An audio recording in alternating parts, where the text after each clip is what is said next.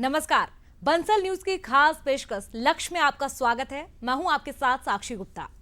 अगर आप भी अपने करियर को सुनिश्चित करना चाहते हैं तो ये कार्यक्रम आपके लिए बहुत ही काम का है, क्योंकि हमारे इस प्रोग्राम में एक्सपर्ट्स करेंगे आपका मार्गदर्शन और बनेंगे लक्ष्य हासिल करने में मददगार।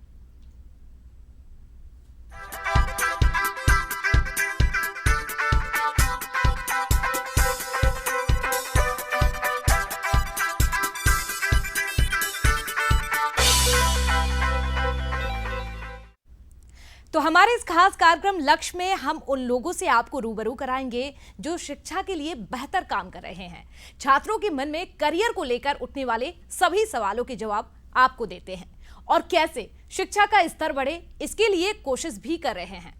लक्ष्य की इस खास पेशकश में हमारे साथ विदिशा से संजय गौर मौजूद हैं, जो एसके एकेडमी के डायरेक्टर हैं। संजय जी, आपका बहुत स्वागत है। साथ ही हमारे साथ मौजूद हैं नंदिनी अहरवार, जो कि 11वीं कक्षा की स्टूडेंट है बायोलॉजी विषय से। आपका भी नंदिनी बहुत स्वागत है। और चलिए चर्चा शुरू करते हैं और आगे बढ़ते हैं। सबसे पहला सवाल मेरा सर आपसे रहेगा। संजय जी, यहाँ पर हम देखें जिस तरह से आप ये एकेडमी चला रहे हैं, किस तरह से चलाते हैं, क्या आप ये कब से चला रहे हैं और खास बात क्या है, इसकी खासियत क्या है? जी मैडम, मैं शिक्षा के क्षेत्र में 10 साल से काम कर रहा हूं और हमारी कोचिंग संस्थान में हम बोर्ड परीक्षा के साथ साथ जी मीन्स और नीट की तैयारी कराते हैं बच्चों को, जिसमें कि बच्चे काफ़ी सिलेक्ट भी हुए हैं और आज वो बहुत अच्छी अच्छी संस्थाओं में काम कर रहे हैं। बिल्कुल, बहुत अच्छी बात आपने कही है कि यहाँ से बच्चे जो हैं टॉपर भी निकले हैं। चलिए आगे बढ़ते हैं। नंदिनी, आपसे मेरा सवाल है, आप अपने बारे में बताइए दर्शकों को, किस तरह से आप अपनी पढ़ाई करती हैं, आपका लक्ष्य क्या है? जी, मैं सिर्फ नंदिनी अहिरवार और मैं 11th क्लास में हूँ और मेरा गोल है कि मुझे नीट क्रैक करना है, डॉक्टर बनना है। और सर की कोचिंग में मैं लगभग 3 साल से सर से गाइडेंस ले रही हूँ और सर बहुत सपोर्ट करते हैं। संजय जी, बड़े ही सपने लेकर बच्चे आपकी एकेडमी में एडमिशन लिया है और देखिए ये बच्ची कोई हम सुन रहे हैं जिस तरह से कह रही है कि डॉक्टर बनना चाहते हैं, तो बच्चों के लक्ष्य को पहुंचाने में आप लोग कैसे मदद करते हैं? मैडम, हमारा लगातार ये प्रयास रहता है बच्चों को हम क्लास में ही बहुत अच्छा सिखाएं। पूरी कोशिश हमारी ये रहती है, मॉक टेस्ट वगैरह, कैरियर गाइडेंस, हर प्रकार का हम सुनियोजित व्यवस्थित प्रोग्राम, और हमारे शहर के वरिष्ठ जो शिक्षक हैं उनको भी हम समय समय बुलाते, बच्चों से रूबरू कराते हैं।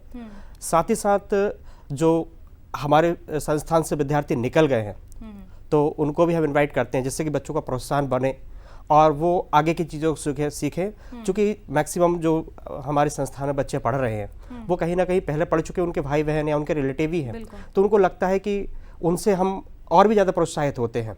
और समय समय पर हमारे पास में जो कॉलेज हैं उनके प्रोफेसर भी कैरियर गाइडेंस के लिए हमारे पास आते हैं। जी बिल्कुल संजय जी, और डिजिटल जमाना है और बच्चे भी काफ़ी ज़्यादा समझदार हो चुके हैं। पहले हम देखते थे कि 12th के बाद से बच्चे कोचिंग स्टार्ट करते थे, कोटा जाते थे, कोई कहीं जाता था, दिल्ली जाता था, लेकिन अब देखिए बच्चे जो है वो 9th से लेकर ही अपने करियर को लेकर चिंतित नज़र आते हैं।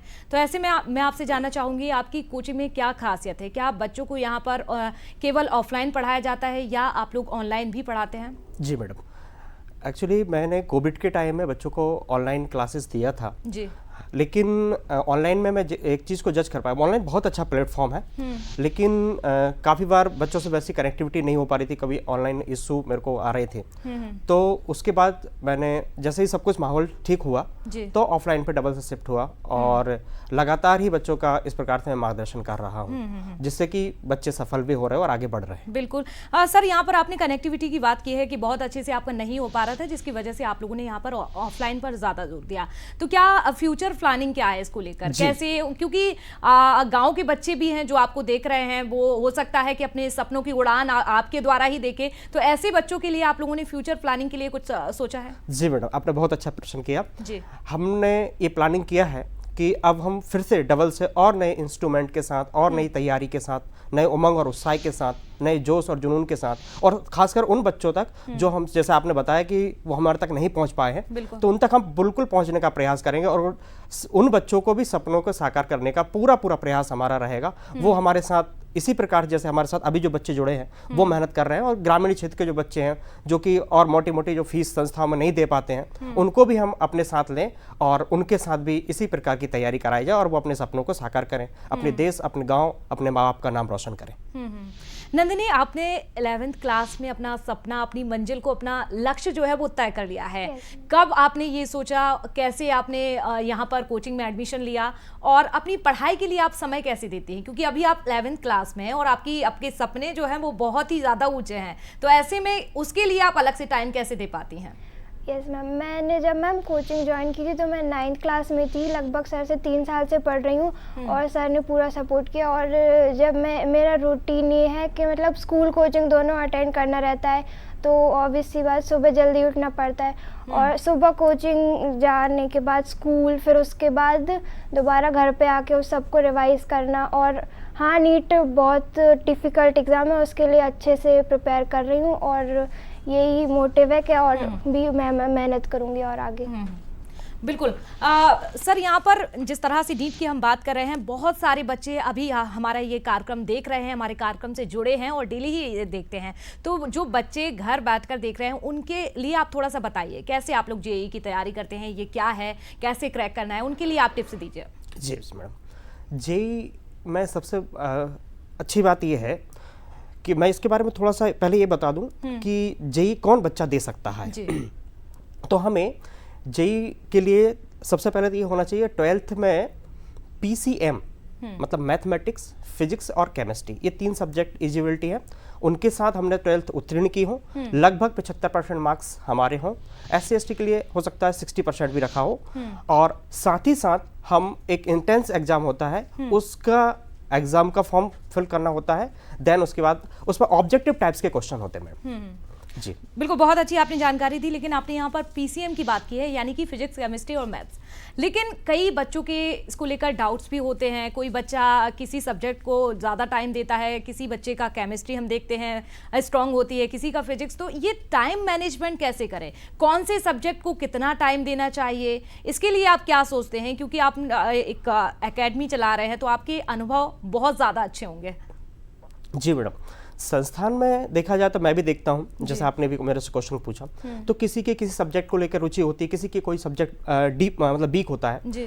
तो मेरा कहने का तात्पर्य यही रहेगा, जो विद्यार्थी इस प्रोग्राम को देख रहे हैं, कि आप सबसे पहले अपनी काबिलियत को पहचानिए और लगातार आपके जो संस्थान में कोचिंग जो हमारे स्कूल में जहाँ भी आप शिक्षा जहाँ से आप ग्रहण कर रहे हैं, वहाँ से पहले ये देखिए कि आपका सब्जेक्ट का परफॉर्मेंस कैसा है, आपका स्वयं का कैसा है। यदि आपको लगता है कि भाई मैथ्स में हमारा थोड़ा वीक चल रहा है, तो ऑब्वियसली बात है मैथ को आप टाइम दीजिए। और मैथ्स को मैं यही कहूँगा कि आप फॉर्मूले, बेसिक जो फंडामेंटल प्रिंसिपल्स हैं, खासकर जेईई मेंस में तो मैं बोलूँ तो कि जो NCERT है, यदि आप उसको अच्छे से फॉलो करते हैं, अच्छे से सारे प्रॉब्लम सॉल्व करते हैं, MCQ वगैरह, और आजकल तो क्या ऑनलाइन टेस्ट की बहुत सारी कोचिंग सुविधाएँ दे रही है ना, तो वहाँ से आप ऑनलाइन टेस्ट सीरीज ज्वाइन कर सकते हैं।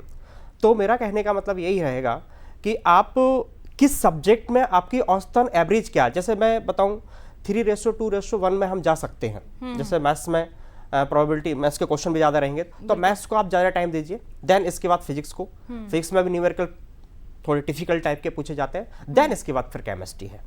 जी चलिए, यहाँ पर हमने सब्जेक्ट की बात की है, तो नंदिनी आपसे भी जानना चाहूँगी, आपका कौन से सब्जेक्ट में ज़्यादा रुझाव है, कौन सा सब्जेक्ट आपको ज़्यादा पसंद है और कौन सा आपका वीक है, और जो आपका सब्जेक्ट वीक है उसमें आप कैसे टाइम देती हैं और कैसे तैयारी कर रही हैं? मैम, जैसे मैं अभी 11th क्लास में हूँ तो मैंने बायो सब्जेक्ट चूज़ किया था। ऑब्वियसली बायो में मेरा ज़्यादा इंटरेस्ट है और वो ज़्यादा अच्छे से मैं पढ़ भी पाती हूँ। और जो वीक है मेरी फिज़िक्स, तो उसको ज़्यादा टाइम देती हूँ। जैसे अगर 1-1.5 घंटा बायो और केमिस्ट्री पढ़ रही हूँ तो फिज़िक्स को थोड़ा ज़्यादा टाइम दूँ, उसके न्यूमेरिकल्स, थ्योरी और NCERT पे ज़्यादा फोकस करना और ज़्यादा उसको टाइम दे के प्रैक्टिस करना, पास्ट ईयर के क्वेश्चन पेपर सॉल्व करके, ऐसे मैम मैं करती हूँ। बहुत अच्छा नंदिनी। सर हम देखते हैं कि कभी कभी बच्चे को जैसे मैथ्स सब्जेक्ट जो है वो पसंद है, तो देखते हैं कि उसी में वो पढ़ाई करता चला जा रहा है, बाकी सब्जेक्ट को इग्नोर करता है। तो आप यहाँ पर कैसे बच्चे को मोटिवेट करते हैं, क्या टिप्स उन्हें ऐसे देते हैं ताकि जो वीक सब्जेक्ट है उस पर भी उसकी पकड़ रहे और उसमें भी वो टॉप करे? जी मैडम, एक्चुअली क्या है कि हमें एग्जाम क्वालिफाई करना है। हाँ, जी। बच्चे की रुचि होना बहुत अच्छी बात है, रुचि के अकॉर्डिंग ही उसने आगे की अपना करियर के हिसाब से उसने सब्जेक्ट चॉइस करा होगा। लेकिन जब हम पर्टिकुलर एग्जाम की बात कर रहे हैं तो एग्जाम में हमें एक संतुलन बनाना पड़ेगा, मतलब सभी सब्जेक्ट को सामंजस्य लेके चलना पड़ेगा। आपकी रुचि है या नहीं है, इससे ज़्यादा फर्क नहीं पड़ेगा। एक्चुअली क्या है कि आपको उस सब्जेक्ट की जिसमें आपकी रुचि नहीं भी है तो भी वो सब्जेक्ट आपको ऐसे पढ़ना पड़ेगा। आजकल तो क्या है, ऑनलाइन व्यवस्था इस प्रकार की, ऐसे यूट्यूब पे बहुत सारी वीडियोस में देखता हूँ डली हुई है। तो जिस भी टॉपिक में आपका वीकनेस है आप सीधा जाइए, आप best of the best teacher बहुत सारे यूट्यूब पे वीडियो डाल रखे हैं, आप उनका वीडियो देखिएगा। जो टॉपिक जो कंटेंट आपको समझ में नहीं आ रहा है, हाँ ये बात हो सकता है, मैं तो ये कहूँगा प्रॉपर आप नोट्स बनाइए। जैसे केमिस्ट्री है, केमिस्ट्री के बाकायदा नोट्स बनाइए, रिएक्शंस हैं उनको समझिए, फिर किस प्रकार के प्रीवियस ईयर के क्वेश्चन पेपर्स हैं उनको उठाइए। उससे क्या है, क्वेश्चन आपका एक पैटर्न पता चलता है एग्जाम का कि एग्जाम आना कैसे है। ठीक है, तो हम ये कहेंगे कि आप इसी प्रकार से आपकी आगे की जो तैयारी है वो सुचारू रूप से आप रख सकते हैं। बिल्कुल। सर यहाँ पर अगर हम बात करें बच्चों की रुचि की, हमने बात की है कि कौन से सब्जेक्ट में कैसे वो पढ़ाई करना चाहता है, लेकिन अब हम इससे थोड़ा सा हट के माँ बाप की बात करें, पेरेंट्स की बात करें, तो आप कैसे देखते हैं? बच्चों में इस चीज़ को लेकर बड़ा ही स्ट्रेस रहता है, क्योंकि कभी कभी क्या होता है कि बच्चे कुछ और बनना चाहते हैं लेकिन माँ बाप कुछ और सोचते हैं कि हमारा बच्चा ये बनेगा। तो यहाँ पर ये तालमेल आप लोग कैसे बैठाते हैं? क्योंकि आप लोग बच्चों को पढ़ाते हैं तो आप लोगों से ज़्यादा अच्छे से कोई नहीं समझ सकता है कि बच्चा आखिरकार बन क्या सकता है। मैडम ये बहुत अच्छी प्रॉब्लम आपने मुझसे पूछी है। जी। मैं सभी दर्शकों को बताना चाहूँगा, ये बहुत सारा हमारे संस्थान में भी और बहुत जगह ये चल रहा है। और इससे मैं ये कहूँगा कि पेरेंट्स को पहले ये सोचना चाहिए कि बच्चे की रुचि क्या है। जो रुचि होगी उसमें वो आगे जाना चाहेगा तो उसमें अच्छे से करियर बना पाएगा।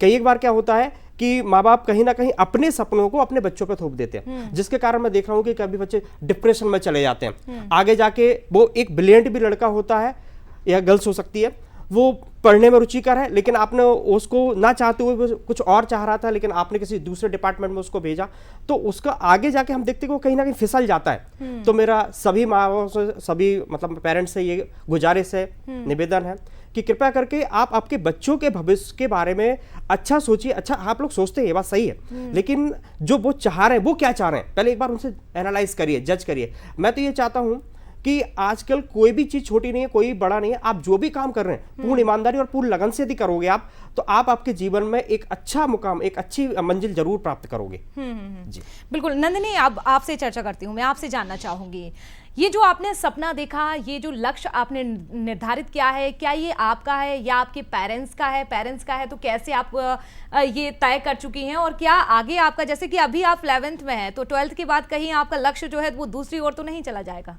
नहीं मैम, ऐसा नहीं है, क्योंकि स्टार्टिंग से ही मैंने सोचा था कि मुझको नीट डॉक्टर ही बनना है। और पेरेंट्स ने कभी फोर्स नहीं किया कि अगर तुम ये फील्ड में जाना चाह रहे हो, नहीं तुम, उन्होंने ऐसा कभी नहीं किया। जैसे जो मेरी रुचि थी उन्हीं में उन सब ने सपोर्ट किया मेरा, और अभी भी करते हैं। और मेरा मोटिव एक ही है, जैसे आपने बोला कि 12th के बाद अगर कभी माइंड डिस्ट्रैक्ट हुआ तो वो नहीं होगा, क्योंकि स्टार्टिंग से ही पहले से ही मैंने ऐसे डिसाइड कर रहा है कि मुझे नहीं जाना, बस मेडिकल फील्ड ही ऐसा है जहाँ मुझे जाना है और सर्विस देनी है अपनी। बिल्कुल। सर, बच्चे आजकल बड़े ही स्ट्रेस जो है वो जल्दी स्ट्रेस ले लेते हैं, और हम कोविड के बाद देख रहे हैं जिस तरह से आपने देखा होगा कि बच्चे किस तरह से अपना सपना पूरा नहीं कर पाते हैं, फिर फेल हो जाते हैं, तो कैसे सुसाइड कर लेते हैं। तो ऐसे में क्या आप लोग अपनी एकेडमी में, अपनी कोचिंग में बच्चों को मोटिवेट कैसे करते हैं? हेल्थ को लेकर क्या टिप्स यहाँ पर दिए जाते हैं? जी मैडम, मैं हेल्थ को लेकर काफ़ी अवेयर खुद भी रहता हूँ और अपने बच्चों को भी हमेशा अवेयर करता हूँ। जैसे मॉर्निंग में जल्दी उठना, फिर इसके बाद योगा, घूमना, यदि आपके पास टाइम है बिल्कुल आप करिएगा।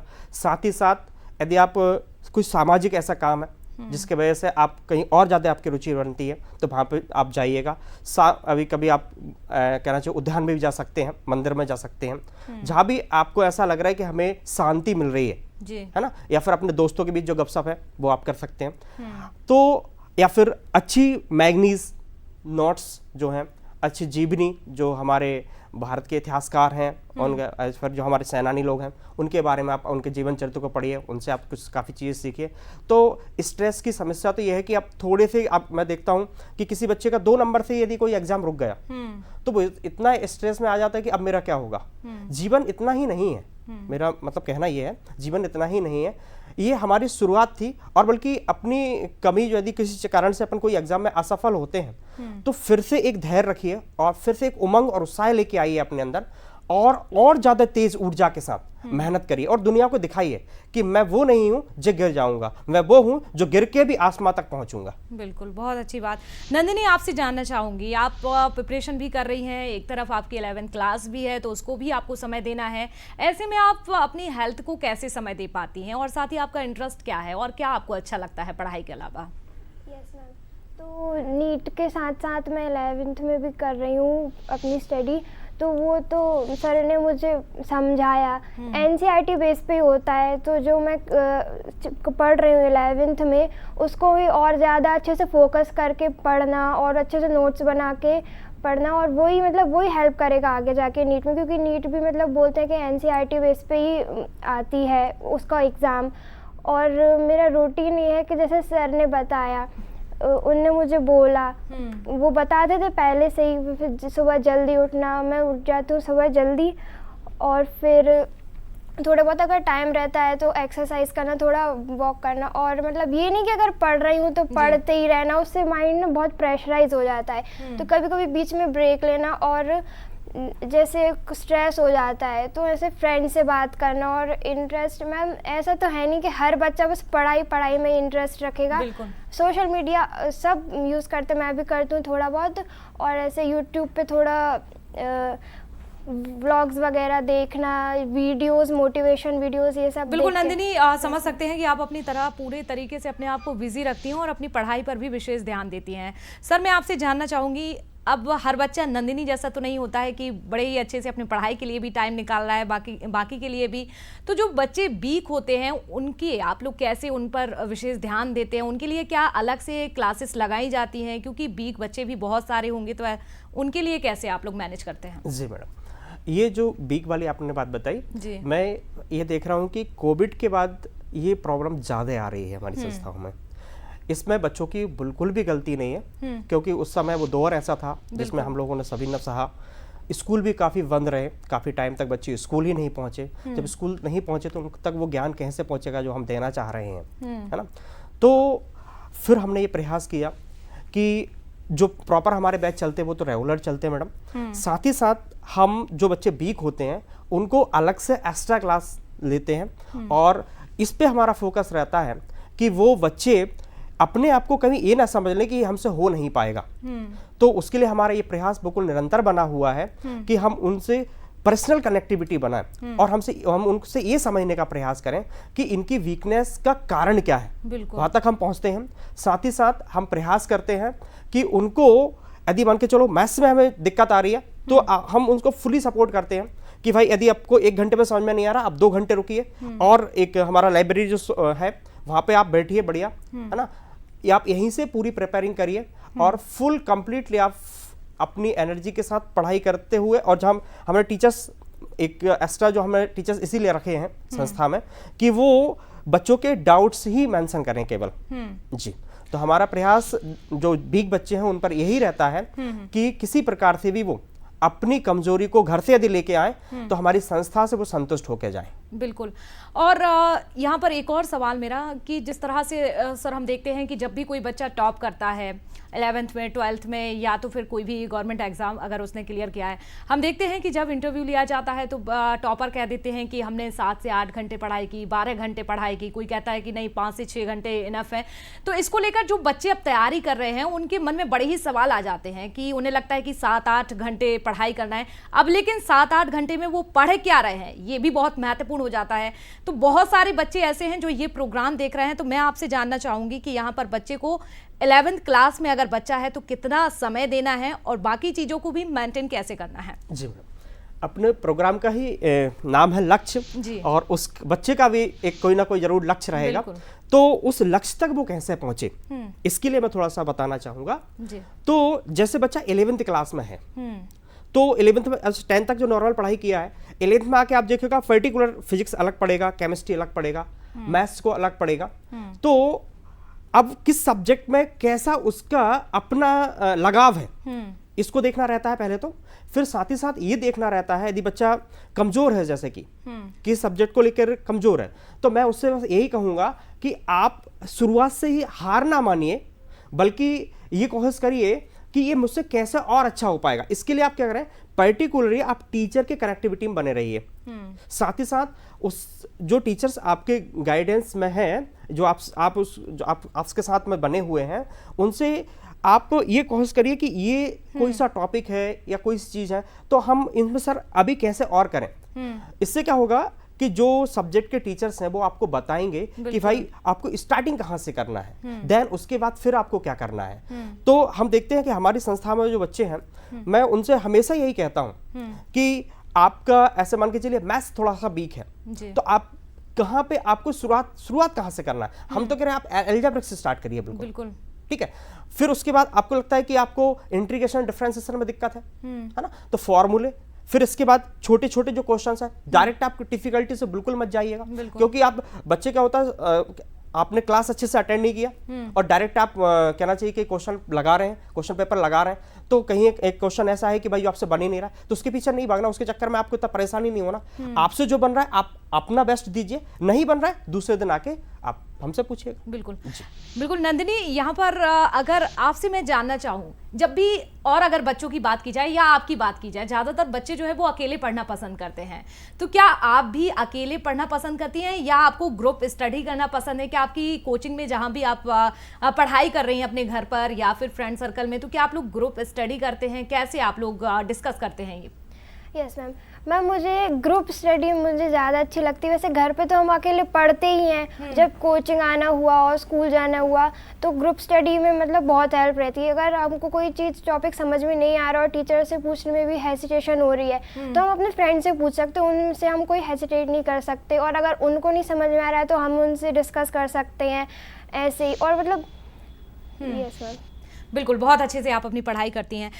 सर, आप बंसल न्यूज़ जिस तरह से अपना लगातार योगदान दे रहा है, कई सालों से हम ये प्रोग्राम दिखा रहे हैं और बहुत सारे बच्चे ऐसे हैं जो हमारा ये प्रोग्राम देखकर उन्होंने अपना लक्ष्य जो है निर्धारित किया है और वो अपने लक्ष्य तक यानी कि अपनी मंजिल तक पहुंच भी चुके हैं। तो आप बंसल न्यूज़ के इस योगदान को कैसे देखते हैं? मैडम, मैं सबसे पहले बंसल न्यूज़ का बहुत बहुत धन्यवाद दूंगा जी, क्योंकि विद्यार्थी हमारे भारत का भविष्य है और उसके लिए बंसल न्यूज़ इतना सराहनीय कार्यक्रम रख रहा है। लगातार मैं भी इस कार्यक्रम को लगातार वॉच करता हूं, देखता हूं और बहुत अच्छे अच्छे यहाँ पे गणमान्य लोग आते हैं और वो अपने अनुभवों से हमारे विद्यार्थियों को साझा करते हैं और यहाँ से काफ़ी बच्चे इस प्रोग्राम को देख के प्रेरित हुए हैं। मेरी संस्था में भी ऐसे बहुत सारे बच्चे हैं जो लगातार इस प्रोग्राम के बारे में मैंने पहले बताया था उनको, फिर लगातार और बहुत सारे उनके डाउट्स भी क्लियर होते हैं। तो लक्ष्य इस काम को बहुत सराहनीय रूप से कर रहा है, मैं इसकी बहुत मन से प्रशंसा करता हूं और मैं ये चाहता हूं कि इसी प्रकार से आगे ये कार्यक्रम बढ़ता रहे और बच्चों का मार्गदर्शन करता रहे और बच्चे अपने जीवन में सफल होते रहें, अपने माँ बाप और अपने खुद के सपने को साकार करें और एक सुदृढ़ भारत का निर्माण हो। बिल्कुल, लक्ष्य तो ये कर ही रहा है और बड़ी बात ये है कि महत्वपूर्ण बात कि बंसल ग्रुप, ये पूरा योगदान जो है बंसल ग्रुप की ओर जाता है। नंदिनी, आपसे जानना चाहूंगी, टेक्नोलॉजी की अगर हम बात करते हैं तो आप इस भूमिका को कैसे देखते हैं? आपको क्या लगता है? विकसित भारत की लगातार हम बात सुनते हैं हमारे देश के प्रधानमंत्री की ओर से भी, तो विकसित भारत के मिशन में टेक्नोलॉजी को कैसे एक स्टूडेंट यानी कि नंदिनी देखती है? यस मैम, टेक्नोलॉजी में हम सभी लोग टेक्नोलॉजी से घिरे हुए हैं। अब जैसे अभी भी स्टूडियो में बैठे हैं और सब लोग जो देख रहे हैं मोबाइल, टीवी जैसे भी टेक्नोलॉजी है। और जैसे हमारे रिस्पेक्टेड प्राइम मिनिस्टर ने जो बोला, जैसे 2047 तक विकसित भारत का मिशन है, तो मैम वो बहुत अच्छे से आगे बढ़ता हुआ दिख रहा है। और अभी रिसेंटली बात करें, जैसे एक और अचीवमेंट जो इसरो ने जुलाई में चंद्रयान 3, अब हमारा भारत ऐसा पहला देश बना जो मून के साउथ पोल रीजन पे पहुंचा। हमारा इंडिया ऐसा फर्स्ट। और मेडिकल फील्ड, एग्रीकल्चर, आईटी और आर्टिफिशियल इंटेलिजेंस में हर ही फील्ड में इंडिया अपना अचीवमेंट कर रहा है, और ऐसे ही जैसे 247 से पहले भी हम विकसित भारत बन जाएंगे और पूरा। बिल्कुल नंदिनी, बहुत अच्छे विचार आपके हैं, बहुत अच्छा सोचना है देश के लिए भी, पढ़ाई के लिए भी, अपने लक्ष्य के लिए भी।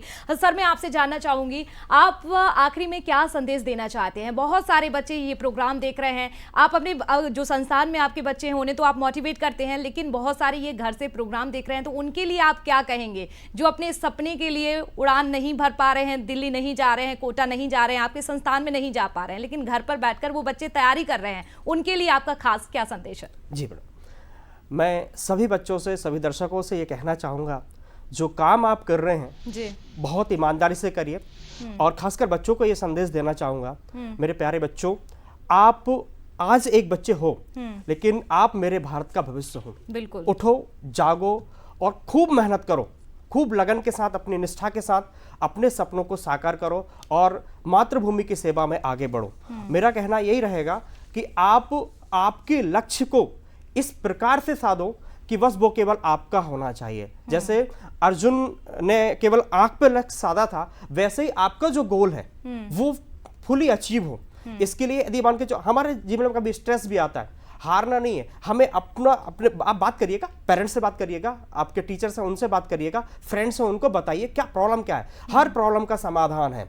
मेरा आप सभी से यही कहना रहेगा, सभी दर्शकों से, सभी स्टूडेंटों से यही कहना रहेगा कि आप हारिएगा नहीं, बल्कि मजबूती के साथ आगे बढ़िएगा और भारत के भविष्य, और आप क्योंकि भारत के भाग्य विधाता हो, तो भारत के भाग्य विधाता आप भारत के सुदृढ़ नींव हो। जो हमारे देश के प्रधानमंत्री सोच रहे हैं, जो विजन को लेके चल रहे हैं, उसमें आप उनका फुल्ली सहयोग करिएगा। बिल्कुल, बहुत अच्छा। संजय गौर हमारे साथ जुड़े हुए थे, डायरेक्टर, बहुत धन्यवाद आपका आने के लिए और हमारे खास कार्यक्रम में बच्चों का मार्गदर्शन बनने के लिए, मददगार बनने के लिए। साथ ही हमारे साथ नंदिनी, जो कि 11वीं की स्टूडेंट है, उन्होंने भी बहुत अच्छे अपने विचार रखे और बताया कैसे वो पढ़ाई करती हैं और कैसे उनका सपना है और लक्ष्य भी उन्होंने अपना बताया है। आप दोनों का आने के लिए बहुत धन्यवाद।